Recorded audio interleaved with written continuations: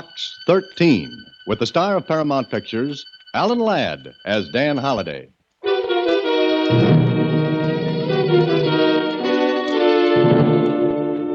Box 13, care of the Star Times.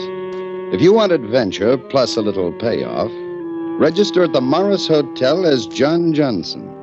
As soon as you've done that, take a seat in the lobby and wait to be paged. Don't ask any questions. Just follow instructions and you'll find $500. Just follow instructions and you'll find $500 waiting for you. Don't ask any questions, the letter said. I didn't. Not at first. But there were plenty that needed answering before this was wrapped up.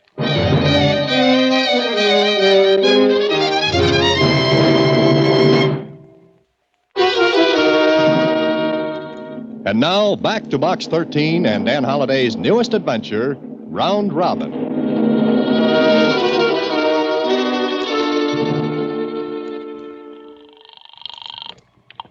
Good morning, Morris Hotel. I'd like to make a reservation, please. Certainly double or single room. Oh, just a minute. Mr. Holliday, What, Suzy? do you want a double or single room at the Morris Hotel? Oh, make it a single. Okay. Hello? Yes, madam. That's a single room, please.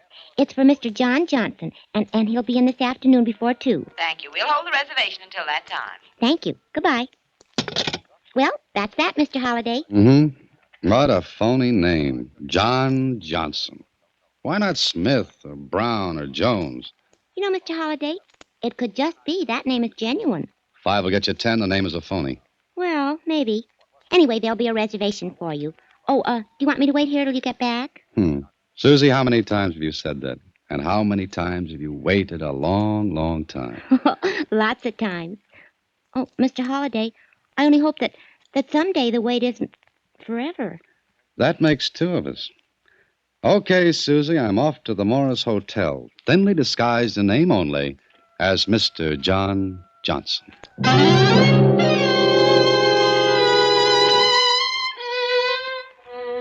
I registered at the Morris Hotel, signed the card as John Johnson, picked out a nice seat in the lobby and waited. 10 minutes went by, then 15. And it was easily a half hour before I became aware that a name was being called by a bellhop. Mr. John Johnson. Paging Mr. John Johnson. Mr. John Johnson, please. Here you are, boy. Mr. Johnson?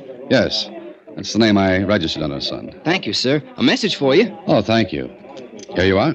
Thank you, Mr. Johnson. Want me to wait for an answer, sir? I don't know. I'll tell you in a minute. No, there's no answer. Very good, sir. And thank you again, Mr. Johnson. I was about to ask the boy who sent the message, but I figured that would be useless. What good would it do me? So I did what the note said, went to the 5th floor and knocked on the door of room 502. Yes? Who is it? John Johnson. It's Mr. Johnson. I heard you the first time. Come in. You didn't waste any time, did you? Punctual to the second. I always try to be prompt. It pays. Yes, especially in your profession. My profession? What you want is on the dresser. Take it and get out before I change my mind. On the dresser? This? Yes. Well, aren't you going to open it? Should I? You're very sure of yourself, aren't you? To tell you the truth, I'm not at all sure of anything at the moment. However, since we've apparently concluded our business, I may as well go. Yes, please do. No. Wait. Don't go out that door. Oh, the lady carries a Luger. Isn't that rather large for your handbag? I'm not going to let you get away with it, no matter what the result. Well, look, maybe we'd better get something straight. I've just straightened things out in my own mind. Oh, how nice. Now let's get around to my mind. What'll we do about it? You're so sure of yourself, but I'm not going to let you do it. You wouldn't stop with the necklace. You'd hold me up again and again. Well, I'm not going to let you. I'm going to kill you. Maybe you'd better listen first. There's nothing you can say. Lady, look, with the Luger muzzle putting a period right between my eyes, there's a lot I can say. I'd like to filibuster a little. You're insane. How can you stand there and speak like that? It's easy. Now stay away. Please, lower the gun just a little. Don't come any closer. You filthy... Don't go after it. Let it lie on the floor. I should have killed you right away. Please, sit down. Get out. Sit down. Now, here, take this package. You giving it back? Yes, I'm giving it back. Who are you? Here, take a look at this letter. While you're reading it, I'll get out a few proofs of who I am. Driver's license, auto club card, a couple of letters. I don't understand this. Obviously, you don't. Here. Now, take the gun. Still want to use it? Who sent this letter to you? Apparently, someone who wanted me to collect this package from you. Someone who didn't want to pick it up himself. Or herself. But why? I don't know. Maybe we'll pick up an answer to that after you've explained a few things. For example, what's in the package? A diamond necklace. Yours? My husband's. It was his mother's. He gave it to me for a wedding present. Okay. Now, who are you? Mrs. Therese Clements. That doesn't mean anything to you, does it? No. But go on with your explanation. The necklace was blackmail payment. I have no money of my own. Blackmail, huh? And you thought I was the black sheep in the case? Yes, the last letter I received said I was to come here and wait, then deliver the necklace to a Mr. John Johnson. And I was to wait until someone asked me for the package. I don't understand why there are all of these elaborate precautions. Do you have any idea who's blackmailing you? Of course not. And a little delicate subject. Why? Does that matter? No, I suppose not. It's your business. Mr. Holliday, I have a 16-year-old daughter. I was willing to pay for her sake. Oh? You were also willing to kill me for her sake. I wouldn't have done it. I was trying to frighten you into letting me alone. Mm-hmm. Look, Mrs. Clements, I've got an idea. An idea? What do you mean? No one knows what has happened in this room but you and me. Now, suppose I were to walk out of here with this package. The blackmailer would assume I had the necklace. He'd come after me, wouldn't he? You'd do that? Why not? I don't like blackmailers. They remind me of leeches and things that crawl. Why would you do this for me? Let's say it's the Luger. The Luke? Uh-huh. I also hate pearl-handled revolvers. This one is very businesslike. What will you do? Walk out of here and out of the hotel without waiting for further instructions from our mysterious letter writer. Oh, meanwhile, give me your address. Yes, here. Here's my card. Okay. Now we'll see who puts his dirty little neck into our trap.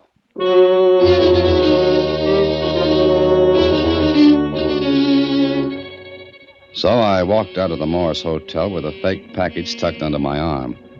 I hurried away, jumped into a cab, and had the driver double back and forth through the streets while I kept looking back. Yes, there was someone following in another cab. And whoever it was thought I was trying the old trick of shaking a shadow. Well, that was fine with me because I was going to let him keep right on me. So I got out of my cab, ducked into a coffee shop, and sat at a table, waiting. Not for long, though. My boy got out of his cab and walked in. I waited until he passed my table and... Sorry. I guess I stuck my feet out too far. Did you hurt yourself? No, not at all. It's okay. Forget it. But I don't want to forget it. I'm fully covered by insurance. You might have to be treated for shock. Look, mister, I said it was okay. Let's forget the whole thing. Have some coffee with me. No, thanks. But I insist. Coffee's a good stimulant. You look a little pale. Maybe you're hurt worse than you think. What are you, a wise guy? No, you can think of something better than that. That crack went out with high-button shoes. Let go of my arm. Sit down. I'll call the cops. Please do. Right out the window, there's a large blue policeman. Tap on the window to get his attention. Okay, you're a lunatic. I'll sit down. Oh, good. Cream and sugar? What's the idea? I was going to ask you the same thing. This what you're looking for? I don't know what you're talking about. This package for Mrs. Clements. You're nuts. I gotta go now. No, I think I'll call a cop. Okay, mister, call a cop. That one right outside. You wouldn't mind? Not at all. Here, take a look at these. What are they? Credentials. I'm a licensed operative for a private detective agency. Are these on the level? Why don't you check and find out? I will. Okay. Now, if you don't mind, I'll take off. With me? Why don't you get lost? With you. Come on, lead me to your private detective agency. I'm a very curious man.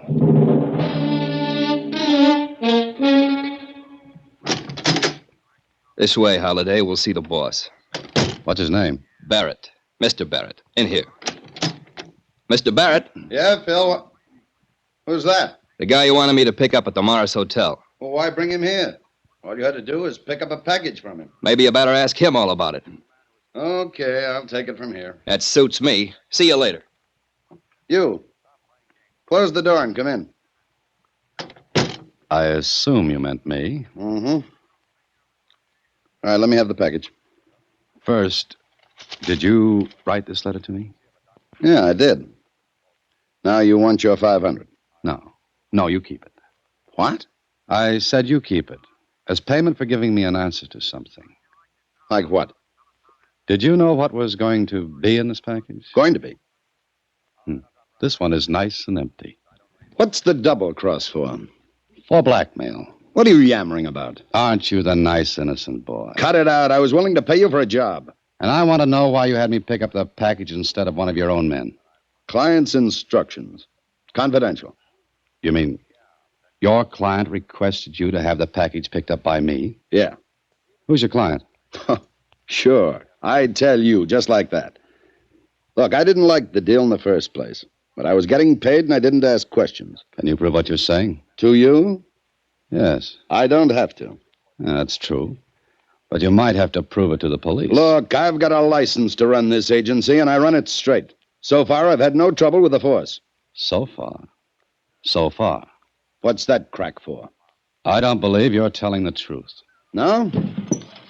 Yeah, take a look at these, and then say that again. Here, a letter telling me to get you to pick up the package at the Morris Hotel. Your ad cut out of the Star Times. And you won't tell me who your client is? No. Not even if I told you that that package is worth about $100,000? Not even then. Aren't you even curious? I never get curious. Not even about blackmail? What? Now you're going to tell me you didn't know your client was set up to squeeze a blackmail payment. No, I didn't know. Well, it's true. There was a diamond necklace. It was blackmail payment. Or it was to be. Oh, now you get hysterical. Is blackmail so funny? No, it's not. But, brother, it's going to be. What do you mean by that? None of your business. Look, you got in this on a rain check. Well, the rain's over. Meaning I'm out? Exactly. I'll take it from here. On what? On what my client pays me. And something tells me the ante's going up.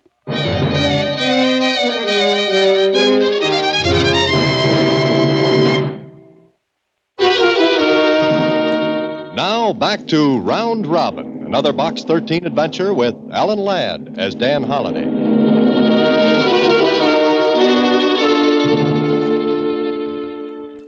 This was getting to be a round robin, with me chasing the robin and getting nowhere. It was obvious that Barrett's client didn't want to come out in the open. Barrett told me he had never seen the client, but worked through mailed instructions. Well, there was another way to go at this. See Mrs. Teresa Clements and try to find a lead from there. And if there was none, to bow out and let the police take over. So later that evening, I sat with Mrs. Clements in the library of her home. No, I don't know who it is. I've no idea who's doing it, Mr. Holliday. Look, why don't you go to the police? I can't. For a few moments in the hotel, I've had a little courage. We'll have some more. Don't you see, Mrs. Clements, a blackmailer never stops. Once he gets his hooks in, he keeps them in. What will I do? Go to the police, I told you. And have the whole nasty thing come out? My daughter, my husband? I can't. It's the only way. You'll have to risk it. Mr. Holliday, I want to tell you something. I don't love my husband, but I do love my daughter. It's only for her sake. All right, but you're making a mistake. And I don't want to be in a... Shh. Wait. Who's that? Charles, my husband. How will you explain me here? I'll take care of it. Now, please don't say anything, please. All right. Therese, where are you, dear? We're in here, the library, Charles. Therese, I want you to... Oh, Charles, this is Mr. Holliday. Mr. Holliday, my husband, Charles. how do you do? My pleasure, Mr. Clements. Am I intruding? No, Mr. Holliday's an old friend. Oh, of course. By the way, Teresa, there was a letter for you on the table in the hallway. I brought it for you. Thank you. Here you are. Will you stay for dinner, Mr. Holliday? Oh, no, thank you, Mr. Clements. I dropped in for only a few minutes, just to say hello. Well, if you'll excuse me. Glad to meet you, Holliday. Thank you. I hope to see you again. Mrs. Clements, what's the matter? Look, this letter, it's from... The blackmailer. Yes, my last chance, he says. Mail the necklace to general delivery, box 18. Your last chance. I've got to do it. The envelope's postmarked 2:30 this afternoon. Sent special delivery. What will I do? Mail the necklace if you want to. Is there anything left for me? Okay, if that's the way you feel about it. It has to be. All right, Mrs. Clements. Goodbye.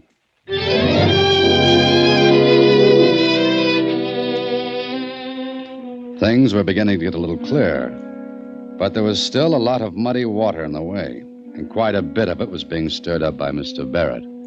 I called his office, found out he was in, and went over to see him. What do you want now, Holliday? Can't you guess, Barrett? Look, I was just getting set to leave here when you called. I'm still set to leave, get it? Yeah, I get it. You said you ran this agency straight, didn't you? Yeah, why? Why don't you keep running it that way? What are you talking about? I think you know. You just think. Now, look.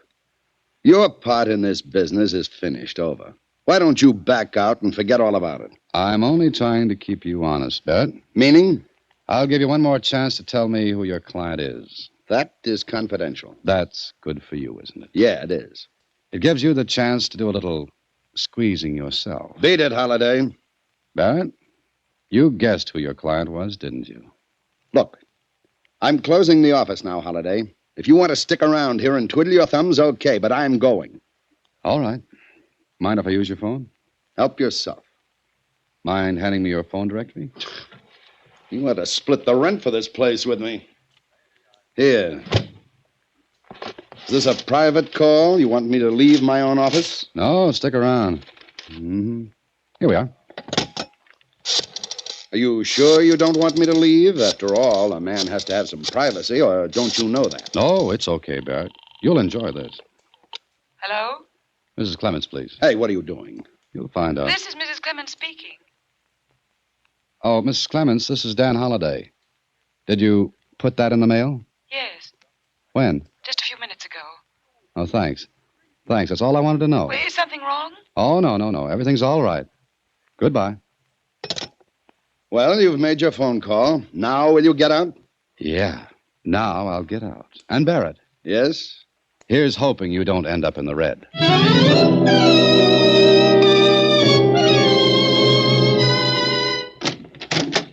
Well, good morning, Mr. Holliday. This is the first time you've been to the office early in weeks. Mm-hmm. I had to make a trip to the post office, an early one. Oh, I could have done it for you. I don't think so, Suzy.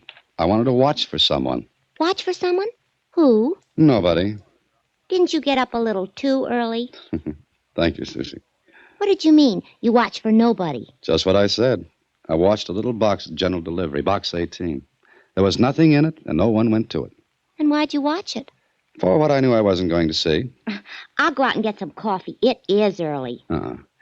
Just hand me the phone book. Oh, which one? The yellow one. Does all this have to do with Mr. John Johnson?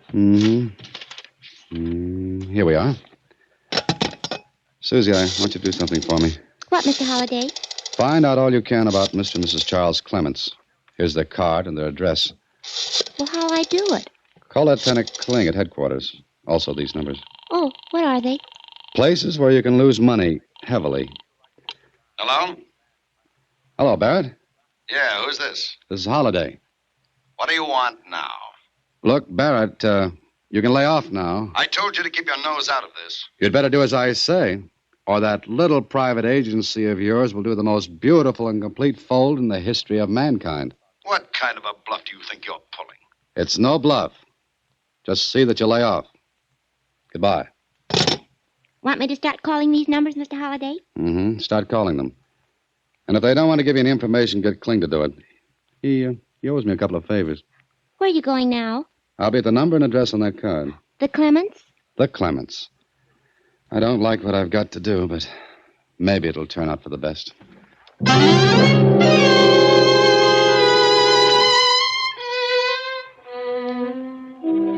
Maybe I was wrong, but I was almost sure I was right. It all depended on what Suzy found out. And if she found out what I had a hunch about she would, then I'd have the whole thing wrapped up neatly. So I went to the Clements place and again sat with Mrs. Clements in the library. But I don't understand, Mr. Holliday. I sent the package. It should have been there. But it wasn't. I watched that box for nearly an hour. Every other box around it had mail in it. Number 18 didn't. Well, someone got there before you did. Oh, no, I got there before the post office opened. Well, then what happened?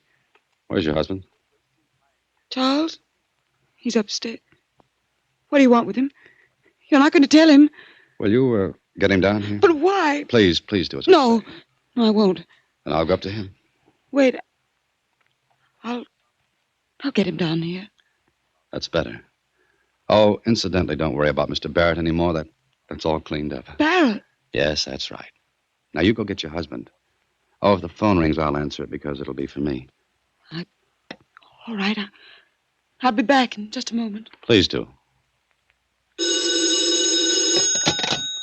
Hello? Mr. Holliday? Yeah. Oh, Suzy? Uh-huh. Okay, let's have it. How did you know I'd find out all this? Just a hunch? What'd you learn? Well, there was a lot of money lost. Gambling. Then it was suddenly paid off.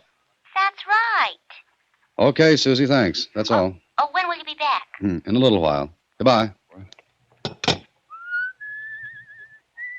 Mr. Holliday. Oh, hello. Good morning, Mr. Clements. Therese said you wanted to see me. I do. And I hope you don't mind my coming here so early in the morning. No, of course not. What's this about, Holliday? A diamond necklace? What? Yours, Therese? Yes. Oh. What about it, Holliday? Have you still got it? Why, of course. Why shouldn't we have it? Because you just don't. That's all. What the devil are you talking about?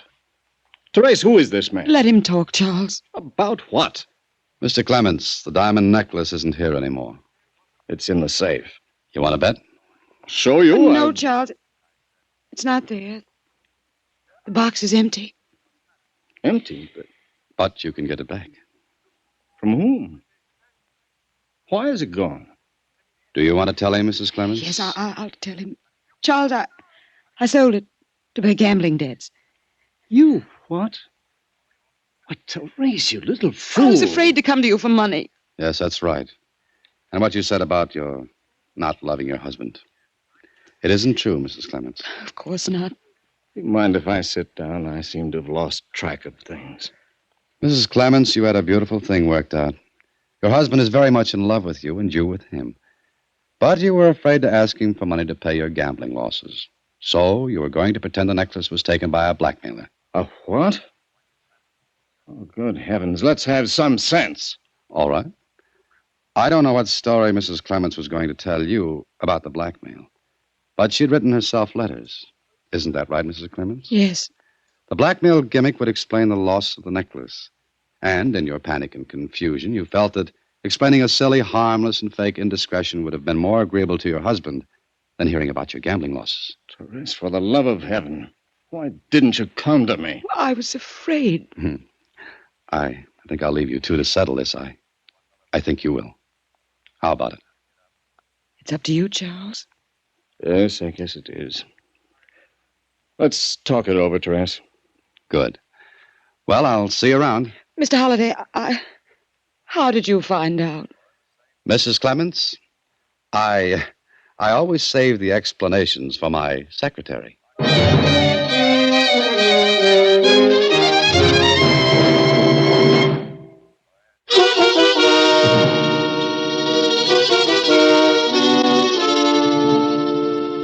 But how'd you find out, Mr. Holliday?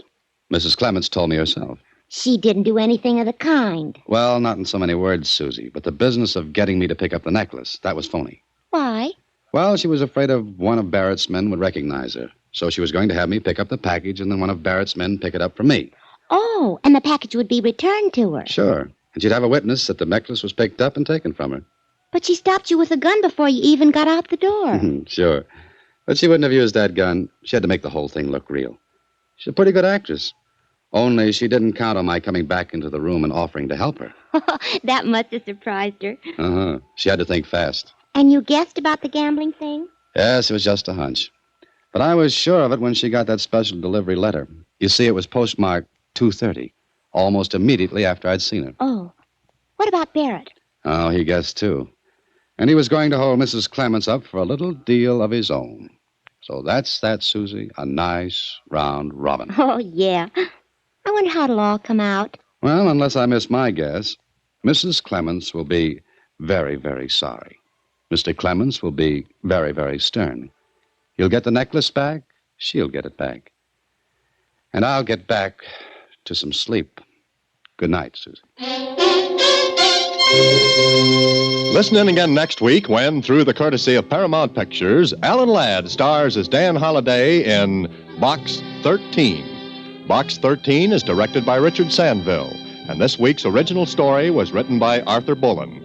Original music is composed and conducted by Rudy Schrager, and the part of Suzy is played by Sylvia Picker. Vern Carstensen is in charge of production. Box 13 is a Mayfair production from Hollywood. Watch for Alan Ladd in his latest Paramount picture.